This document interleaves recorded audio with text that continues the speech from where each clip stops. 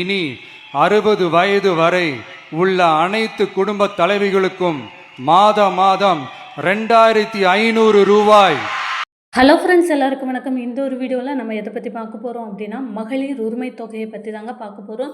இந்த மாதம், இந்த ஜூன் மாதத்தில் 15ஆம் தேதி யாருக்கெல்லாம் 2500 ரூபாய் அவர்களுடைய வங்கி கணக்கில் விழப்போகுது, இதற்கான எஸ்எம்எஸ் யாருக்கெல்லாம் வரும், எந்த வகையான குடும்ப அட்டைதாரர்களுக்கெல்லாம் இந்த 2500 ரூபாய் இந்த மாதத்திலிருந்து கிடைக்கப்படலாம். அதற்கு பிறகு இதை பற்றி தமிழக முதலமைச்சர் விஜய் அவர்கள் என்ன ஒரு அறிவிப்பை வெளியிட்டிருக்கிறாங்க அப்படின்ற எல்லா விவரங்களையுமே இந்த ஒரு வீடியோவில் நான் உங்களுக்கு மிக தெளிவாக சொல்கிறேங்க. வீடியோவை ஸ்கிப் பண்ணாமல் கடைசி வரை முழுமையாக பாருங்கள்.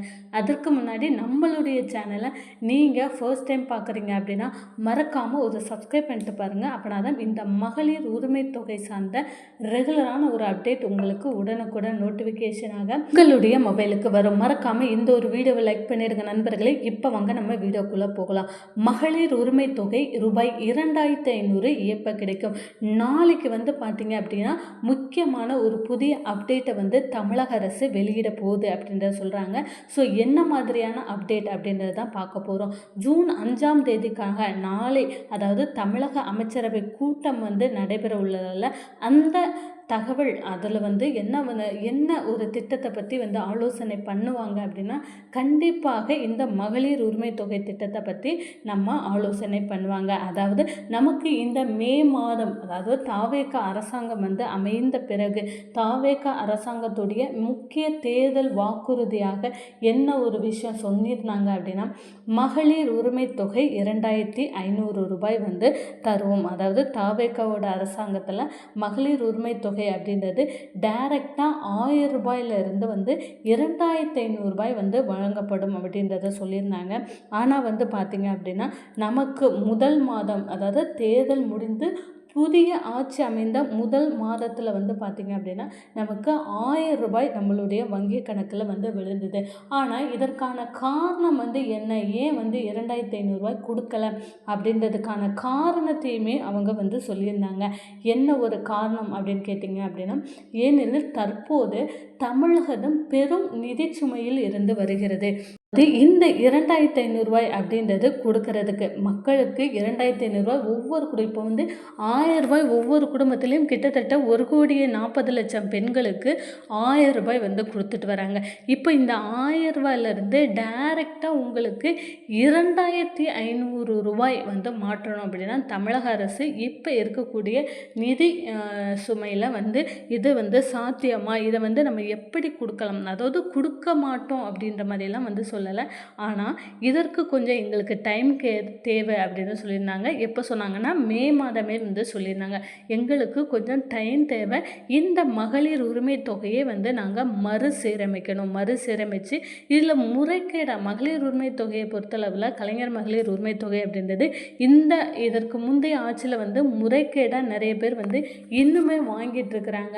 அவர்கள் எல்லாத்தையுமே மறுசீரமைத்து தகுதி உடையவர்களுக்கு மட்டும் இந்த மகளிர் உரிமை தொகை கிடைக்கிற அளவில் பண்ணணும் அப்படின்றதுக்காகவே அந்த ஒரு திட்டத்தை பார்த்திங்க அப்படின்னா மறுசீரமைப்பு பண்ணுறாங்க. மறுசீரமைப்பாக அப்போ என்ன பண்ணுறாங்க அப்படின்னா, ஆல்ரெடி இந்த தகுதி அற்றவர்கள் அப்படின்னு இருப்பாங்க. அதாவது இப்போ கவர்மெண்ட் வேலையில் இருக்கிறவங்க இந்த மகளிர் உரிமை தொகை வாங்கலாம். கார் வச்சுருக்கவங்க, சொந்தமான வீடு வச்சுருக்கிறவங்க, வீடு அப்படின்னா சின்ன சின்ன வீடை நான் சொல்லுங்க, இந்த மாதிரி பங்களா வீடு ஆடம்பரம் இருக்கிறவங்க கூட இந்த வகையான முக்கியமாக பார்த்தீங்க அப்படின்னா இந்த பிஹெச்எஸ் கார்டு வச்சுருப்பாங்க. அவங்க பார்த்தீங்க அப்படின்னா அந்த பிஹெச்எஸ் கார்டை வச்சு பார்த்தீங்க அப்படின்னா மகளிர் உரிமை தொகை வாங்கியிருப்பாங்க. அப்போ இது எல்லாமே பார்த்தீங்க அப்படின்னா முறைகேடாகுது.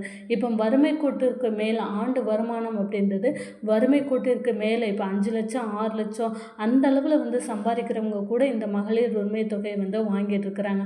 அப்போ அப்படி இருக்கிறவங்க எல்லாத்தையுமே இவங்க ரிஜெக்ட் பண்ணுவாங்க. அதாவது அதை ஃபில்டர் பண்ணுவாங்க. எவ்வளோ பேர் வந்து உண்மையிலேயே தகுதி உடைய நபர்கள், எத்தனை பேர் வந்து பார்த்தீங்க அப்படின்னா தகுதி அற்ற நபர்கள் அப்படின்ற மாதிரியாக ஃபில்டர் பண்ணுவாங்க.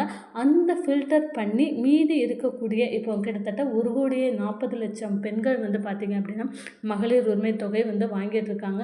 இதில் வந்து ஒரு 10 லட்சம் பேர் வந்து பார்த்தீங்க அப்படின்னா இந்த மறுசீரமைப்பு மூலமாக விடுபட்டுட்டாங்க அப்படின்னா மீதி இருக்கக்கூடிய அனைத்து குடும்ப பெண்களுக்கும், தகுதி உள்ள குடும்ப பெண்கள் அனைவருக்குமே வந்து பார்த்தீங்க அப்படின்னா 2,500 ரூபாய் வந்து கொடுக்கப்படலாம் அப்படின்றத சொல்கிறாங்க. இந்த 2,500 ரூபாயை பொறுத்தளவில் மகளிர் உரிமை தொகை வாங்கக்கூடிய அனைத்து குடும்ப பெண்களுக்குமே உண்டுங்க. ஓகேவா? இதுவரை நீங்கள் வாங்கிட்டு இருக்கீங்க அப்படின்னா உங்ககிட்ட எந்த விதமான தவறும் இல்லாத பட்சத்தில் கண்டிப்பாக உங்களுக்கு மகளிர் உரிமை தொகை அப்படின்ற ஒன்று 2,500 ரூபாயாக உயர்த்தி கொடுக்கப்படும். அதாவது கிட்டத்தட்ட 1,40,00,000 பெண்களுக்கு. ஆனால் எப்போங்க கிடைக்கும் அப்படின்றது நிறைய பேரோட கேள்வியாக இருக்குது. இந்த மாதம் கிடைக்குமா அப்படின்னு. நிச்சயமாக இந்த மாதத்திலிருந்து கூட உங்களுக்கு கிடைக்கலாம். ஏன்னா வந்து இந்த மாதத்தில் நம்ம முதலமைச்சர் விஜய் அவர்களுடைய பிறந்த நாள் வரக்கூடிய காரணத்தினால கண்டிப்பாக இந்த மாதத்திலிருந்து கூட உங்களுக்கு மகளிர் உரிமை தொகை 2,500 ரூபாய் மதிப்பு மிகு மகளிர் திட்டமாக மாற்றி கொடுப்பதற்கான வாய்ப்புகள் வந்து அதிகமாக இருக்குது. ஸோ இந்த மகளிர் உரிமை தொகை சார்ந்த ரெகுலரான ஒரு இன்ஃபர்மேஷனுக்கு மறக்காமல் நம்மளுடைய சேனலை ஒரு சப்ஸ்கிரைப் பண்ணுங்கள். இந்த ஒரு வீடியோவை மறக்காமல் லைக் பண்ணிடுங்க நண்பர்களே. தேங்க்யூ.